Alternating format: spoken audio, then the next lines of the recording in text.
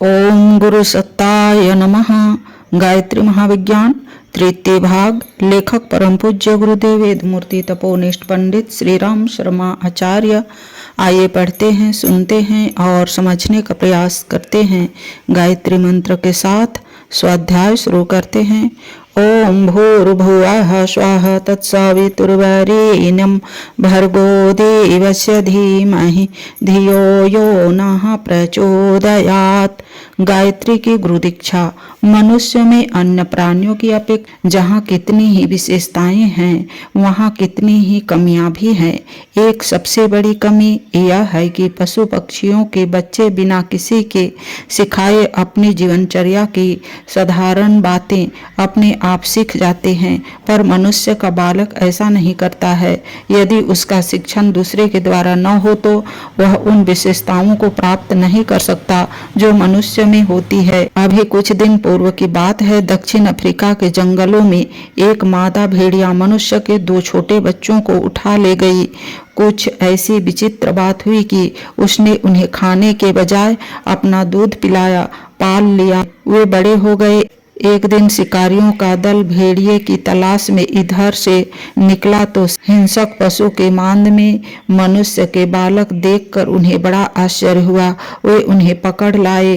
ये बालक भेड़ियों की तरह चलते थे, वैसे ही गुर्राते थे, वही सब खाते थे और उनकी सारी मानसिक स्थिति भेड़िए जैसी थी। कारण यही था कि उन्होंने जैसा देखा वैसा सीखा और वैसे ही बन गए। जो बालक जन्म से बहरे होते हैं वे जीवन भर गूंगे भी रहते हैं, क्योंकि बालक दूसरे के मुंह से निकलने वाले शब्दों को सुनकर उसकी नकल करना सीखता है। यदि कान बहरे होने की वजह से वह दूसरों के शब्द सुन नहीं पाता तो फिर वह असंभव है कि शब्दोच्चारण कर सके। धर्म, संस्कृति, रिवाज, भाषा, वेशभूषा, शिष्टाचार, आहार विहार आदि बातें बालक अपने निकटवर्ती लोगों से सीखता है। यदि कोई बालक जन्म से ही अकेला रखा जाए तो वह उन सब बातों से वंचित रह जाएगा जो मनुष्य में होती है। पशु पक्षियों के बच्चों में यह बात नहीं है। बाया पक्षी का छोटा बच्चा पकड़ लिया जाए और वह माँ बाप से कुछ न सीखे तो भी बड़ा होकर अपने लिए वैसा ही सुंदर घोंसला बना लेगा जैसा कि अन्य बाया पक्षी बनाते हैं।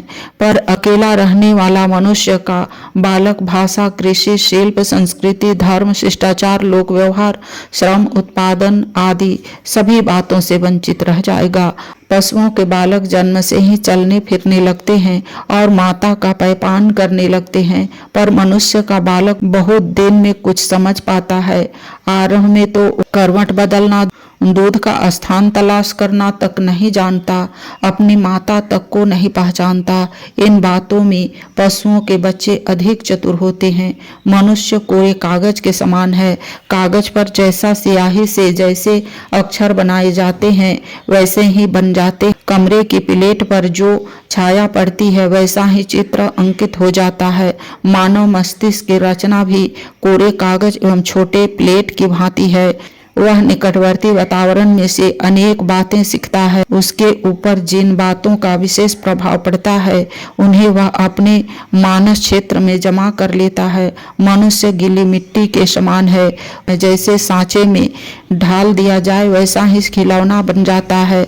ऊंच परिवारों में पलने वाले बालकों में वैसी ही विशेषताएं होती है और निकृष्ट श्रेणी के बीच रहकर जो बालक पलते हैं उनमें वैसी ही क्षुद्रताएं बहुधा पाई जाती है। हमारे पारदर्शी पूर्वज मनुष्य की इस कमजोरी को भली प्रकार समझते थे। उन्हें अच्छी तरह मालूम था कि यदि बालकों पर अनियंत्रित प्रभाव पड़ता रहा, उनके सुधार और परिवर्तन का प्रारंभ से ही ध्यान न रखा गया तो यह बहुत मुश्किल है कि वे अपनी मनोभूमि को वैसी बना सके जैसी कि मानव प्रतिष्ठा के लिए आवश्यक है। आमतौर से सब माता पिता उतने सुसंस्कृत नहीं होते कि अपने बच्चों पर केवल अच्छा प्रभाव ही पड़ने दें और बुरे प्रभाव से उन्हें बचाते रहें। दूसरे यह भी है कि माँ बाप में बालक के प्रति लाड़ प्यार का भाव स्वभावतः अधिक होता है। वे उनके प्रति अधिक उदार एवं मोहग्रस्त होते हैं। ऐसी दशा में अपने बालक की बुराइयां उन्हें सूझ भी नहीं पड़ती। फिर इतने सूक्ष्मदर्शी माँ बाप कहाँ होते हैं जो अपनी संतान की मानसिक स्थिति का सूक्ष्म निरीक्षण एवं विश्लेषण करके कुसंस्कारों का परिमार्जन तत्काल करने को उद्यत रहें। आज के वीडियो में इतना ही। अगले वीडियो में सत शिक्षण की आवश्यकता के बारे में पढ़ेंगे और समझेंगे। लाइक, सब्सक्राइब और शेयर करें। धन्यवाद। ओम शांति।